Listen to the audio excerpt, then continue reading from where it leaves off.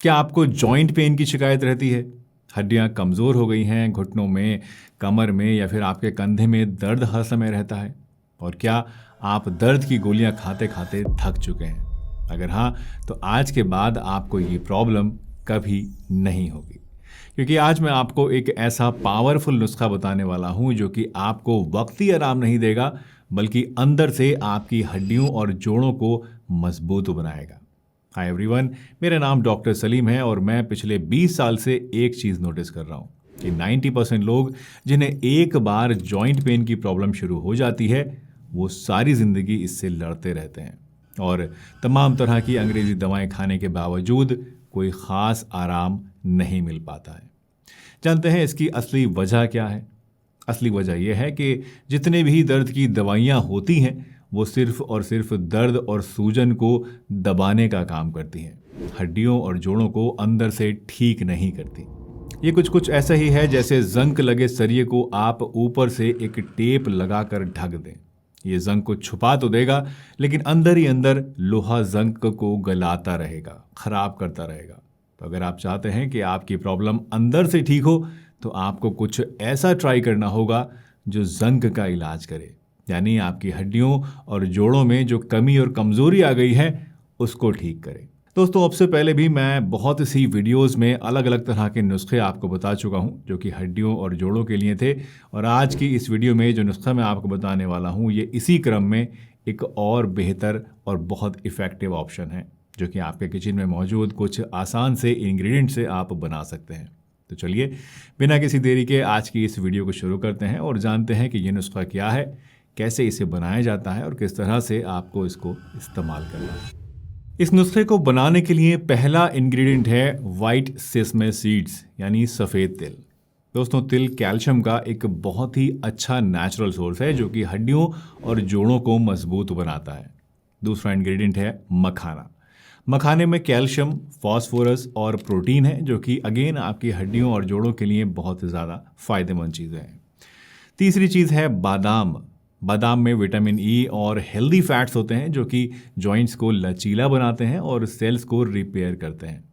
चौथा इंग्रेडिएंट है flax seeds, यानी अलसी के बीज।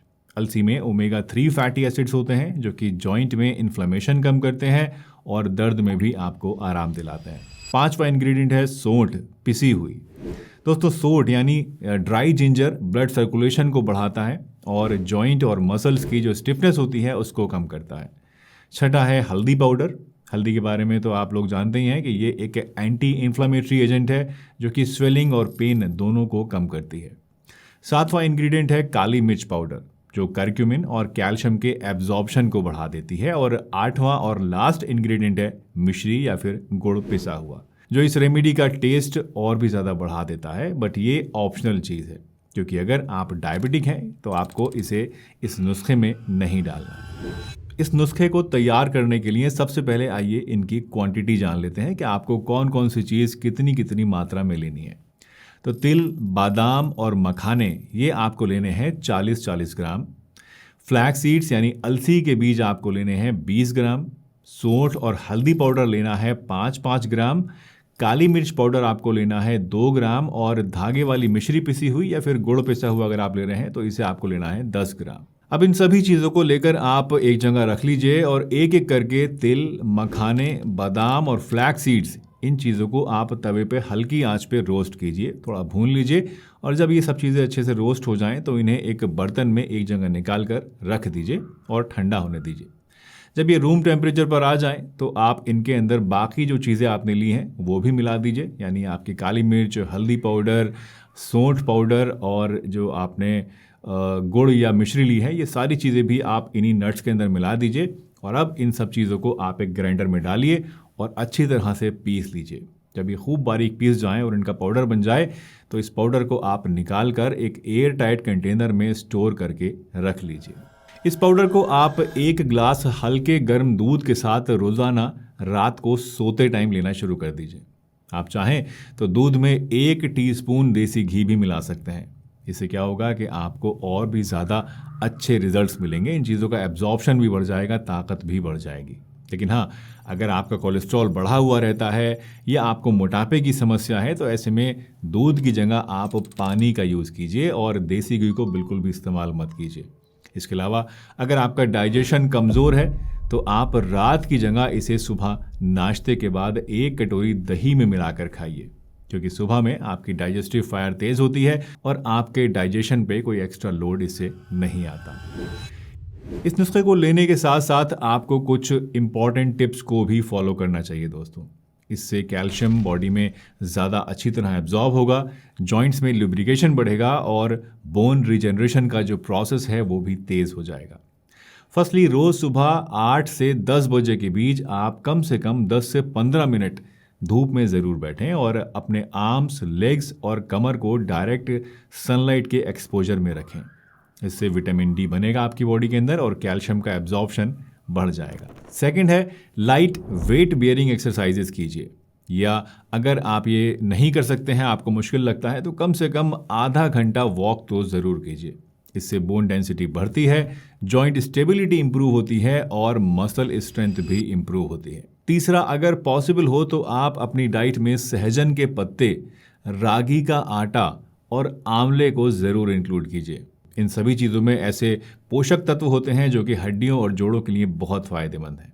और चौथा, इस नुस्खे को और इन टिप्स को 8 से 12 वीक्स तक कंसिस्टेंसी के साथ फॉलो कीजिए, क्योंकि ये कोई जादुई नुस्खा नहीं है। एक रात में आपको कोई जादू की तरह फ़ायदा नहीं हो जाएगा, बल्कि ये एक प्रूवन साइंटिफिक रेमेडी है जो कि धीरे धीरे अंदर से आपकी प्रॉब्लम को सॉल्व करती है। प्रिकॉशंस की बात करें तो इसके साथ आप ज़्यादा चाय, कॉफ़ी और कार्बोनेटेड ड्रिंक्स जैसे कोलास वगैरह को पीने से परहेज रखें। हाई सॉल्टेड पैकेज्ड फूड्स जैसे कि चिप्स, नमकीन या इस तरह के दूसरे स्नैक्स आप ना खाएं और स्मोकिंग और अल्कोहल लेने से भी जितना ज़्यादा हो सके उतना बचें।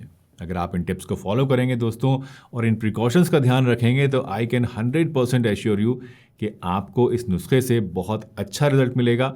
आपके जोड़ों में बहुत अच्छी ताकत आएगी, चलने फिरने में आपको दिक्कत नहीं होगी, हड्डियों की जो डेंसिटी उम्र के साथ कम हो जाती है वो बढ़ने लगेगी and you will thank me later. दोस्तों, ये नुस्खा ज़्यादातर लोगों के लिए सेफ़ है, लेकिन अगर आपको किडनी स्टोन है, गुर्दे में पथरी की शिकायत है, ख़ास तौर से कैल्शियम ऑक्जेलेट टाइप का स्टोन अगर आपको है तो इसे आपको नहीं लेना है।